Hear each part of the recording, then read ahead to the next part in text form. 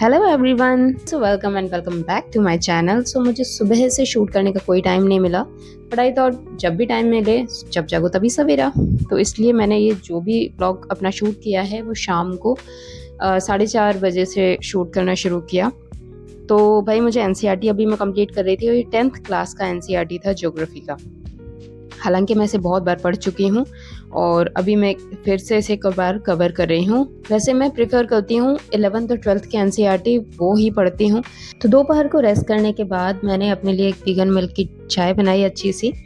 और मैंने आपको पहले भी बोला है, इसका टेस्ट जो नॉर्मल आप दूध की चाय बनाते हैं वैसा नहीं होता, लेकिन हाँ क्रुएलिटी फ्री मिल्क होता है, तो आपको एक सेटिस्फेक्शन रहता है कि उस डेयरी के आप किसी प्रोडक्ट का यूज़ नहीं कर रहे हो।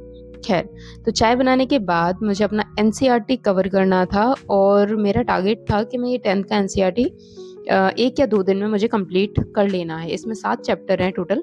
तो अगर आप 3 या 3.5 चैप्टर भी आप एक दिन में पढ़ते हो तो आपका 2 दिन में आराम से ये एनसीईआरटी कवर हो जाएगा। अब आप ये लोग बोलोगे कि एनसीईआरटी तो आप एक दिन में भी पढ़ सकते हो, लेकिन उसके साथ आपको और भी चीज़ें पढ़नी है ना। केवल आपको एनसीईआरटी तो कवर नहीं करना है, आपको करंट भी पढ़ना है, या आपको जीएस का कोई और भी आपने सब्जेक्ट लिया हुआ है वो भी आपको कवर करना है। उसके साथ साथ अगर आप कोई टेस्ट दे रहे हो या आप प्रीवियस ईयर क्वेश्चन पेपर भी लगा रहे हो, उसके आपने नोट्स जो बनाए हैं उसको आप कवर कर रहे हो, तो इसलिए बहुत सारी चीज़ें हो जाती हैं यार। आप केवल एक चीज़ के भरोसे नहीं बैठ सकते हो। तो इसलिए मैं हमेशा टाइम डिवाइड करती हूँ कि मुझे किस चीज़ को कितना कवर करना है। देखो, जो 11th और 12th के एनसीईआरटी हैं वो ज़्यादा डिटेल में है और उसमें जो इन्फॉर्मेशन आती है तो उसके बाद आपको 10th का पढ़ने की ज़रूरत नहीं है। पर मुझे ऐसा लगता है कि जो बेसिक नॉलेज आपको मिलती है ना, वो छोटी क्लासेस वाले एनसीईआरटी से ज़्यादा बेहतर मिल पाती है। और इसमें कई फैक्ट्स हैं जो मुझे लगा कि उन एनसीईआरटीज़ में नहीं है। तो फ़िलहाल मैं आजकल कवर कर रही हूँ करंट अफेयर्स, जो कि हमें रोज़ ही करने हैं और एग्ज़ाम तक करने ही करने हैं। मतलब एग्ज़ाम तक क्या, मुझे ऐसा लगता है कि जब तक आपका इंटरव्यू नहीं हो जाता करंट अफेयर्स तो आप छोड़ ही नहीं सकते हो, है ना। और इसके साथ मैं कवर कर रही हूँ एनसीईआरटी को, ज्योग्राफी एंड इसके साथ पॉलिटी और मैं पढ़ रही हूँ। तो ये 3 चीज़ें अभी मेरी चल रही हैं। आप अगर पीसीएस की तैयारी कर रहे हो तो आप अभी क्या-क्या पढ़ रहे हो? क्या चीज़ें कवर कर रहे हो? क्या रह गया है? तो वो भी कमेंट बॉक्स में अगर आप चाहो तो शेयर कर सकते हो। मुझे बहुत खुशी होगी इस चीज़ के लिए। मेरे व्लॉग एक्चुअली थोड़े से आपको बोरिंग लग सकते हैं क्योंकि मेरा बस एक रूम का ही व्लॉग होता है और जनरली मैं बाहर का कुछ भी शूट नहीं कर पाती हूँ, और उसका रीज़न ये है, मेरे रूम में कोई भी बालकनी या फिर कोई विंडो नहीं है। और इस चीज़ का हालांकि मुझे बहुत ख़राब लगता है क्योंकि प्रॉपर वेंटिलेशन नहीं होता, लेकिन मुझे घर पे पढ़ाई बिल्कुल नहीं हो रही थी और मुझे बाहर आना ही आना था हर हालत में। तो आपको पता है कि जब एक-एक दिन आपको लगता है ना कि बर्बाद हो रहा है, आप कुछ भी नहीं कर पा रहे हो और एग्ज़ाम का दिन पास में आता जा रहा है, क्योंकि वो डेट तो चेंज नहीं होगी ना, वो तो डेट फिक्स है। तो और लेकिन आपका जो टाइम है वो निकलता जा रहा है, तो जो आप पढ़ाई कर सकते थे और वो आप नहीं कर पा रहे हो, तो उससे बड़ा रिग्रेट कोई नहीं होता। तो इसलिए मुझे बाहर आना था और उस वक़्त में मुझे जो रूम मिला मैंने फाइनल कर दिया था। तो मेरे रूम में कोई बालकनी नहीं है, तो कोई मुझे पता भी नहीं चलता बाहर बारिश हो रही है, क्या हो रहा है, कैसा मौसम है। हाँ, बस ये होता है कि घड़ी के अकॉर्डिंग ही मेरा सारा शेड्यूल चलता रहता है और मैं बाहर भी बहुत कम जाती हूँ। जैसे कई बार पार्क चले जाते हैं लोग या छत पर चले जाते हैं, तो मेरा ग्राउंड फ्लोर है तो मुझे छत पे जाना बहुत अखरता है, 4-5 फ्लोर चढ़ के ऊपर जाओ। तो इससे बेहतर मुझे लगता है कि मैं अपने कमरे में पढ़ाई कर लूँ। इसलिए मेरे ब्लॉग में आपको बाहर का कुछ भी शो नहीं होता, बट आगे से मैं ट्राई करूँगी कि कुछ ना कुछ तो ऐसे बाहर का शूट करूँ ताकि कुछ नवीनता लाई जा सके ब्लॉग में। तो चलो अब बात कर लेते हैं ध्येय के टेस्ट की। तो अभी मेरे पास 16 टेस्ट हैं इसके। जब मैं मार्केट गई थी मुखर्जी नगर, तो उन्होंने बोला था अभी 16 टेस्ट आए हैं, तो मैंने 16 के 16 ले लिए थे और अभी मैं इसको कवर कर रही हूँ। तो पहले मैंने 16 वाला ये कवर कर लिया है।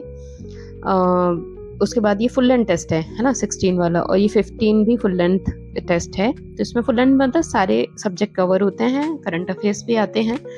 तो इसकी एक बात मुझे ये ख़राब लगती है कि क्वेश्चंस इतने हाई क्वालिटी के नहीं हैं और इसके जो एक्सप्लेनेशन दिए हैं वो मुझे पसंद नहीं आए। क्वेश्चन तो चलो एक बार को आप सोच भी लो कि ठीक हैं, लेकिन एक्सप्लेनेशन में क्या है कि कुछ आंसर्स इन्होंने सेम टू सेम, जैसे क्वेश्चन में है ना कि ये चारों युग में जैसे सुमेलित हैं हिंदी में, है ना, तो वही इन्होंने आंसर में सेम दे दिया है। लेकिन जैसे दृष्टि के होते हैं तो वो थोड़े बल्कि होते हैं और उसका कॉस्ट भी ज़्यादा होता है, 40 to 50 रुपीज़ टेस्ट चला जाता है उसका, क्योंकि पेजेस ज़्यादा होते हैं तो उसमें एक्सप्लेनेशन ज़्यादा अच्छे होते हैं। अब जैसे अगर कोई क्वेश्चन है, जैसे आपको मिलाने हैं 4 ऑप्शन, तो मिला के आपने दे दिया आंसर में कि इसका ये है, इसका ये है, लेकिन जब तक आप डिटेल में नहीं बताएंगे तो एक्स्ट्रा फैक्ट कैसे तैयार होंगे, है ना। ऐसे तो कोई भी व्यक्ति पढ़ ही रहा है, लेकिन एक्स्ट्रा फैक्ट के लिए तो हम टेस्ट सीरीज़ में बहुत सारी चीज़ें कवर होती हैं। जब मैं शॉप पर गई थी तो उसने बोला कि टेस्ट तो मॉक टेस्ट लगाने के लिए ही तो आप ले जाते हो, पर मेरा एक व्यू ये होता है कि टेस्ट में ना आपको एक्सप्लेनेशन में बहुत सारे फैक्ट मिलते हैं जो जनरली बुक्स में नहीं मिलते, क्योंकि ये अपने तरफ से एफर्ट लगा के उन फैक्ट्स को कवर करते हैं। लेकिन ध्येय की जो एक्सप्लेनेशन है वो मुझे अच्छे नहीं लगे। एक्सप्लेनेशन के लिए मैं दृष्टि को शायद प्रेफर करूँगी। हालांकि मैं मॉक टेस्ट ज़्यादा नहीं देती हूँ, पर इस बार के लिए क्योंकि अब 1-2 साल से पेपर ज़्यादा टफ होने लगा है, तो ये टेस्ट सीरीज़ मैं लिख के आई थी। तो आप भी चाहो तो इसको ले सकते हो, क्वेश्चंस इसके सही हैं। हाँ, मुझे इसका साइंस एंड टेक का जो सेगमेंट था वो फिर भी अच्छा लगा था। और अगर इसमें आप करंट अफेयर्स का भी सेक्शन देखोगे तो वो भी अच्छा है, क्योंकि अब जो क्वेश्चंस आ रहे हैं ना वो एनालिटिकल आ रहे हैं। अब आपको डायरेक्ट वाले नहीं मिलेंगे कि इसका जो ये अभ्यास है ये कहाँ हुआ, या ये किसके साथ हुआ, या कोई भी देश के साथ अगर हमारा कोई ट्रीटी हुई है, या कोई देश के प्रधानमंत्री या राष्ट्रपति आए हैं तो वो कब आए थे या कौन थे, तो केवल इतना सीमित नहीं है। अब आपसे ये भी पूछेंगे कि आपने अगर कोई एमओयू साइन किया है तो वो क्या था, या वो किस संधि में आपके साथ भागीदार बनने वाले हैं। तो इन वजह से अब आपको बहुत ज़्यादा डीपली करंट अफेयर्स पढ़ने पड़ते हैं। लेकिन अगर आप मार्केट नहीं जा सकते हो ना, तो इंटरनेट पे जैसे यूट्यूब पे भी बहुत सारे टेस्ट अवेलेबल हैं। ये मैं दिखा रही हूँ ना, अभी जैसे नेक्स्ट IAS का ये टेस्ट मैंने देखा था, तो ये लोग भी अपनी तरफ से क्वेश्चंस करवाते हैं। मुझे ऐसा लगता है जैसे जो क्वेश्चंस के आंसर आपको आते हैं वो तो अच्छी बात है, जो नहीं आते हैं ना वो आप अलग से नोट डाउन कर सकते हो अपने नोट्स में और उन्हें बार बार रिवाइज कर सकते हो। तो ये भी एक अच्छी बात है कि आपको ऑनलाइन टेस्ट मिल जाते हैं। फिर वही रात के 10:30 बज चुके थे और मुझे अभी टेस्ट 15 करना था, 16 में कल कवर कर चुकी थी। खाना बनाया नहीं था मैंने रात को, तो ये आलू भुजिया में ना प्याज टमाटर और ये धनिया नींबू ये सब डाल के मैं ऐसे अक्सर बना लेती हूँ। जब आपके पास ज़्यादा टाइम नहीं होता, आपको बहुत सारी चीज़ें कवर करनी है, तो भाई स्टूडेंट लाइफ में ना ये सब बहुत बार आपको करना पड़ता है। ज़रूरी नहीं है आपको बहुत अच्छा सही खाना मिलेगा रोज़। तो टेस्ट 15 में लगा रही हूँ यहाँ पे, और टाइम का ध्यान ना रखते हुए स्पेशली क्योंकि एग्ज़ाम तो पास करना ही है ना हर हाल में। तो अभी मेरे यहाँ पे 100 क्वेश्चन लगभग हो चुके थे, तो मैं अभी वो वाला टाइमर लगा के नहीं कर रही हूँ कि मुझे 2 घंटे में सारे सॉल्व करने हैं। अभी केवल मैं टेस्ट सीरीज़ को कवर कर रही हूँ, और जो क्वेश्चंस मुझे नहीं आते हैं वो मैं अलग से नोट्स नहीं बनाए हैं, वो इसके जो एक्सप्लेनेशन है मैंने उसी में ही टिक मार्क किया है।